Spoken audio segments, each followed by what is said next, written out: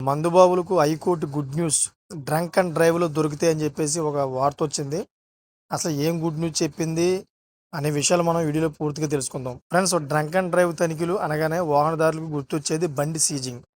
కానీ ఇకపై ఆ ఆటలు సాగవని తెలంగాణ హైకోర్టు స్పష్టం చేసింది. మద్యం తాగి వాహనం నడిపారనే సాకుతో వాహనాన్ని స్వాధీనం చేసుకునే అధికారం పోలీసు అధికారులకు లేదని హైకోర్టు పునరుద్ఘాటించిందన్నమాట.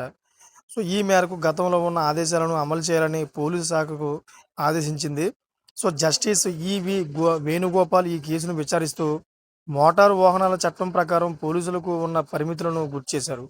డ్రైవర్ మద్యం మత్తులో ఉన్నాడని తేలితే చట్ట ప్రకారం చర్యలు తీసుకోవచ్చు. కానీ ఆ వాహనాన్ని పోలీస్ స్టేషన్‌కు తరలించకూడదు.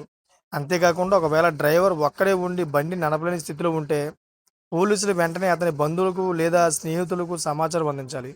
వారు వచ్చి వాహనాన్ని తీసుకెళ్లేలా చూడాలి. వాహనంలో ఉన్న మరొకరికి డ్రైవింగ్ లైసెన్స్ ఉండి వారు మద్యం సేవించకుండా ఉంటే వారికి వాహనాన్ని అప్పగించి పంపేయాలి. సో, చాలా సందర్భాల్లో పోలీసులు డ్రంక్ అండ్ డ్రైవ్ పేరుతో వాహనాలను సీజ్ చేసి పోలీస్ స్టేషన్‌లో పెట్టడం వల్ల వాహనాలు పాడవుతున్నాయని, సామాన్యులు ఇబ్బంది పడుతున్నారని కోర్టు అభిప్రాయపడింది.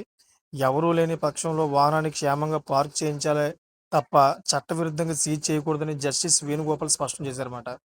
సో, చూశారు కదా! ఈ విధంగా నిజానికి తెలంగాణలో నిబంధన ఎప్పటినుంచి ఉంది. గతంలో కూడా హైకోర్టు ఇవే ఆదేశాలు ఇచ్చింది. కానీ క్షేత్రస్థాయిలో పోలీసులు ఇప్పటికీ వాహనాలను సీజ్ చేస్తూనే ఉన్నారు. తాజా తీర్పుతో పోలీసులు తమ తీరు మార్చుకోవాల్సిన పరిస్థితి ఏర్పడింది. ఒకవేళ పోలీసులు నిబంధనలు అతిక్రమించి బండిని సీజ్ చేస్తే వాహనదారులు హైకోర్టు తీర్పును కట్ చేస్తూ న్యాయం పొందవచ్చు. ఈ తీర్పు అంటే మందు తాగి బండి నడపమని కాదు. తాగి దొరికితే చట్టపరమైన జరిమానా కట్టాల్సిందే. కానీ ఆ సాకుతో వాహనాన్ని లాక్కోవడం రాజ్యాంగ విరుద్ధమని కోర్టు చెప్పినట్లు అర్థం చేసుకోవాలన్నమాట. చూసారు ఫ్రెండ్స్, లేటెస్ట్ ఇన్ఫర్మేషన్ కోసం నా ఛానల్ సబ్స్క్రైబ్ చేసుకోండి. Thanks for watching friends.